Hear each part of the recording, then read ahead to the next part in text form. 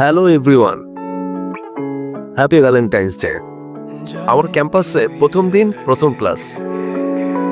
অদ্ভুত ভাবে এক মানুষকে দেখলাম। মানুষটাকে দেখে মনে হলো তাকে হয়তো আমি অনেক আগে থেকেই চিনি।